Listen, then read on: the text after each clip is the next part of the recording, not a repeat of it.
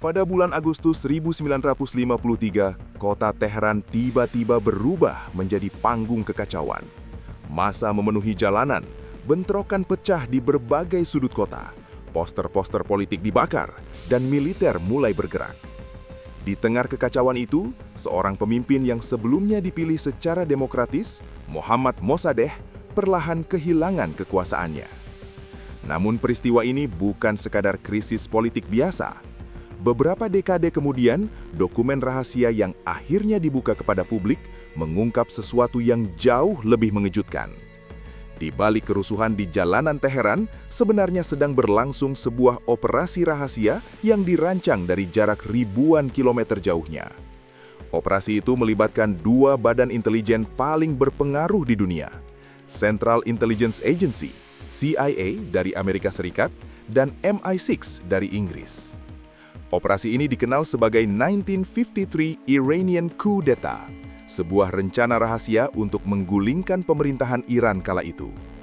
Kudeta ini memang hanya berlangsung beberapa hari, tetapi dampaknya tidak berhenti di tahun 1953. Peristiwa ini mengubah arah politik Iran selama puluhan tahun, membentuk hubungan Iran dengan Barat, dan pada akhirnya ikut membuka jalan menuju revolusi besar pada tahun 1979.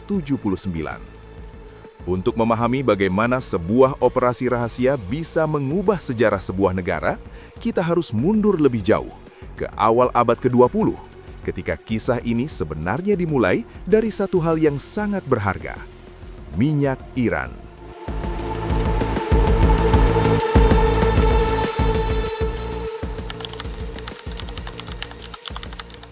Kisah ini sebenarnya dimulai jauh sebelum kudeta 1953. Lebih tepatnya, pada tahun 1901. Pemerintah Persia, nama Iran saat itu, memberikan sebuah konsesi besar kepada seorang pengusaha Inggris, William Knox Darcy. Perjanjian ini memberikan hak eksplorasi minyak yang sangat luas, yang kemudian berkembang menjadi perusahaan raksasa bernama Anglo-Iranian Oil Company. Penemuan minyak dalam jumlah besar beberapa tahun kemudian langsung mengubah Iran menjadi wilayah yang sangat strategis. Namun ada satu masalah besar. Meskipun minyak berasal dari tanah Iran, sebagian besar keuntungan justru mengalir ke perusahaan dan pemerintah Inggris. Iran sendiri hanya menerima bagian kecil dari kekayaan yang dihasilkan dari tanahnya sendiri. Di ladang minyak, fasilitas modern dibangun oleh perusahaan asing. Tetapi di luar kawasan industri itu, banyak masyarakat Iran tetap hidup dalam kondisi ekonomi yang sulit. Ketimpangan ini perlahan menumbuhkan rasa frustasi dan kemarahan. Memasuki pertengahan abad ke-20, semakin banyak politisi, intelektual, dan tokoh nasionalis Iran mulai mempertanyakan satu hal mendasar. Mengapa kekayaan alam Iran justru dikuasai pihak asing? Dan sejak saat itu, minyak Iran tidak lagi sekedar komoditas ekonomi.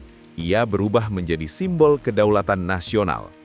Dan dari gelombang nasionalisme inilah kemudian muncul seorang tokoh politik yang berani menantang dominasi tersebut, Mohammad Mossadegh.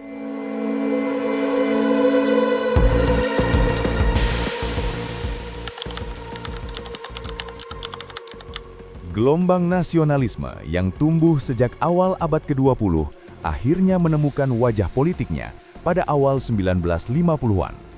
Tokoh itu adalah Mohammad Mossadegh, seorang politisi senior yang dikenal keras menentang dominasi asing di Iran. Pada tahun 1951, Parlemen Iran memilih Mossadegh sebagai Perdana Menteri. Ia bukan tokoh revolusioner dalam arti militer, melainkan seorang nasionalis yang percaya pada sistem demokrasi parlementer. Namun, satu agenda utamanya sangat jelas: mengembalikan kontrol sumber daya alam Iran ke tangan rakyat Iran sendiri. Dan tidak lama setelah menjabat, Mossadegh mengambil langkah yang mengguncang dunia energi internasional. Pemerintah Iran secara resmi menasionalisasi perusahaan minyak terbesar di negara itu, Anglo-Iranian Oil Company, yang artinya industri minyak Iran tidak lagi dikuasai perusahaan Inggris, melainkan diambil alih oleh negara. Di dalam negeri, keputusan ini disambut dengan antusias. Bagi banyak warga Iran, langkah Mossadegh adalah simbol kedaulatan nasional yang akhirnya ditegakkan. Namun bagi Inggris, keputusan itu adalah pukulan besar.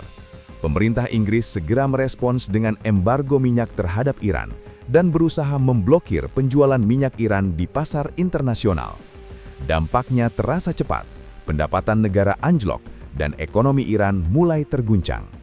Konflik yang awalnya bersifat ekonomi perlahan berubah menjadi krisis politik dan diplomatik yang semakin tajam.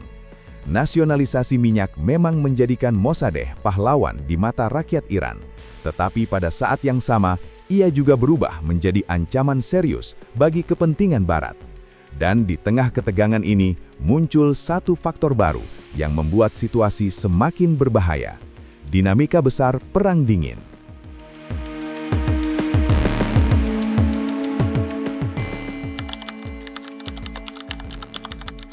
Memasuki tahun 1952, krisis antara Iran dan Inggris tidak lagi sekedar soal minyak. Situasinya mulai dilihat melalui lensa yang jauh lebih besar, Perang Dingin.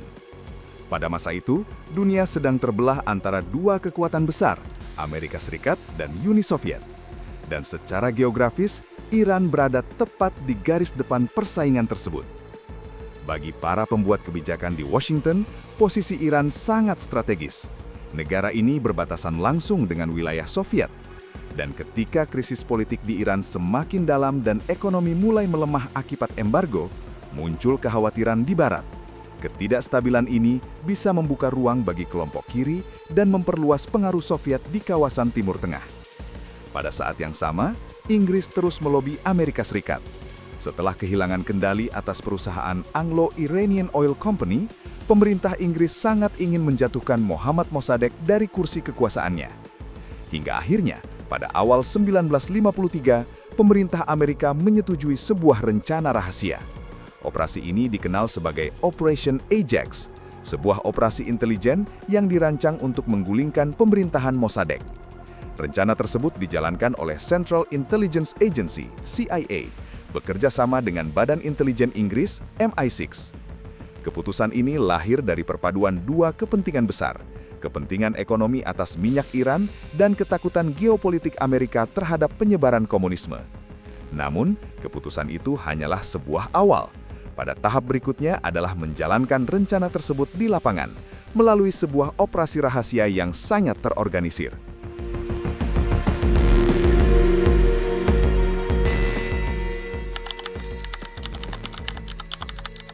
Pada tahun 1953, rencana yang disusun secara rahasia akhirnya mulai dijalankan.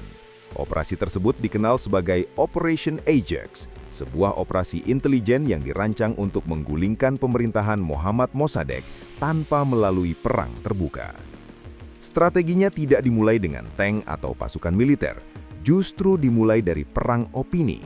Melalui jaringan media, pamflet, dan rumor yang disebarkan secara sistematis, Mossadegh digambarkan sebagai pemimpin yang tidak stabil, tidak kompeten, bahkan dituduh diam-diam membuka jalan bagi pengaruh komunis.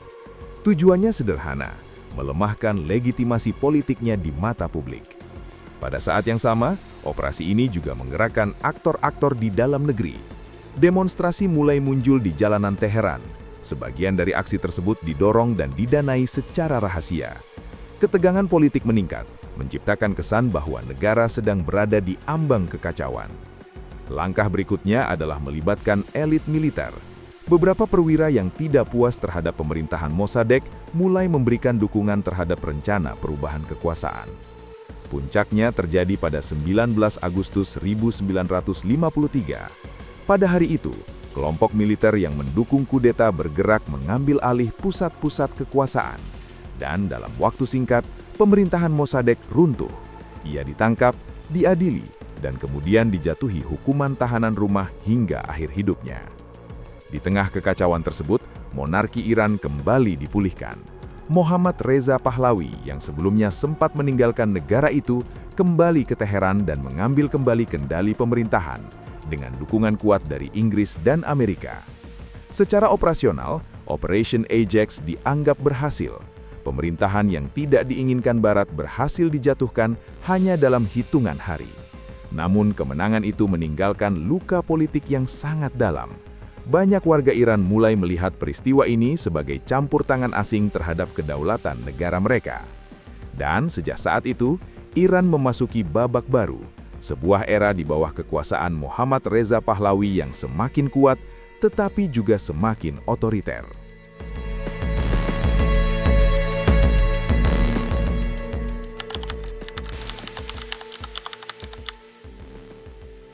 Setelah kudeta 1953, Iran memasuki babak baru di bawah kekuasaan Mohammad Reza Pahlavi. Dengan dukungan politik, ekonomi, dan militer dari Barat, terutama Amerika Serikat, Pahlavi secara bertahap memperkuat kekuasaan monarkinya. Sistem politik Iran menjadi semakin terpusat, sementara peran oposisi politik semakin dibatasi. Untuk menjaga stabilitas kekuasaan, pemerintah membentuk aparat keamanan yang sangat kuat.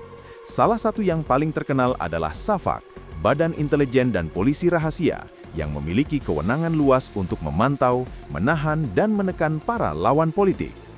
Bagi banyak warga Iran, keberadaan Safak menjadi simbol pemerintahan yang represif. Di sisi lain, Pahlavi juga menjalankan program modernisasi besar-besaran yang dikenal sebagai White Revolution. Program ini mencakup reformasi agraria, pembangunan industri, perluasan pendidikan, serta upaya mempercepat modernisasi ekonomi. Namun modernisasi ini tidak selalu diterima dengan baik. Sebagian kelompok religius melihatnya sebagai bentuk westernisasi yang terlalu jauh, sementara kelompok nasionalis dan kiri menganggap reformasi tersebut lebih menguntungkan elit dibanding kepentingan rakyat. Selama bertahun-tahun, berbagai ketidakpuasan ini terus menumpuk. Kelompok religius, mahasiswa, nasionalis, hingga gerakan kiri mulai menemukan musuh bersama dalam rezim Pahlavi. Stabilitas yang tercipta setelah kudeta ternyata tidak sekuat yang terlihat. Di balik modernisasi dan pembangunan, ketegangan sosial dan politik perlahan terus meluas. Hingga pada akhir 1970-an, ketegangan yang telah lama terpendam ini akhirnya meledak dalam sebuah revolusi yang akan mengubah Iran sampai hari ini.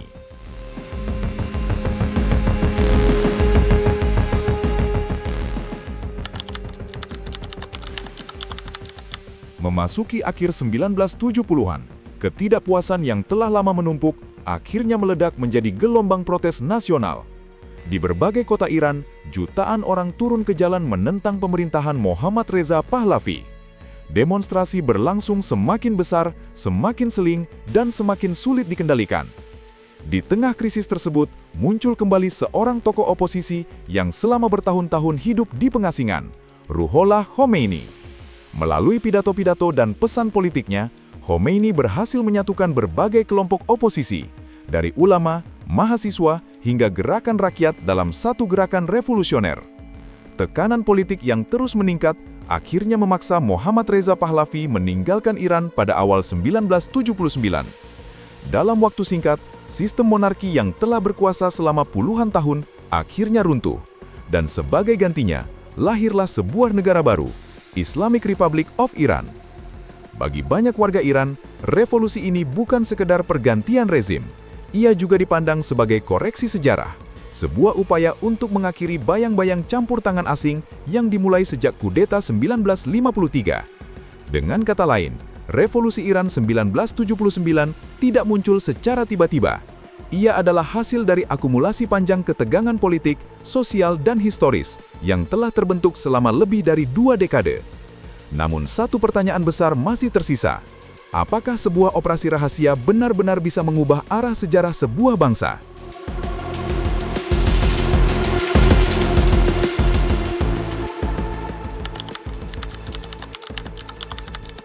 Dalam banyak buku sejarah modern, kudeta Iran tahun 1953 sering disebut sebagai salah satu operasi perubahan rezim paling menentukan abad 20.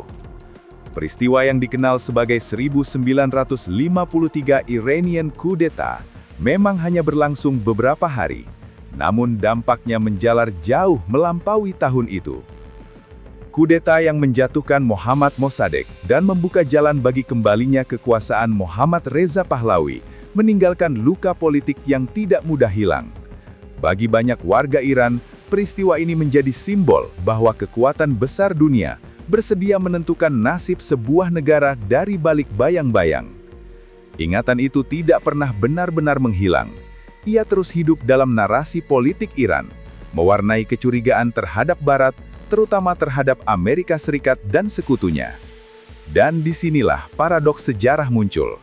Sebuah operasi rahasia yang dirancang untuk menciptakan stabilitas justru menanam benih kebencian yang bertahan selama puluhan tahun. Karena terkadang, sebuah operasi rahasia mungkin hanya berlangsung beberapa hari, namun bayang-bayangnya dapat membentuk arah sejarah sebuah bangsa untuk selamanya.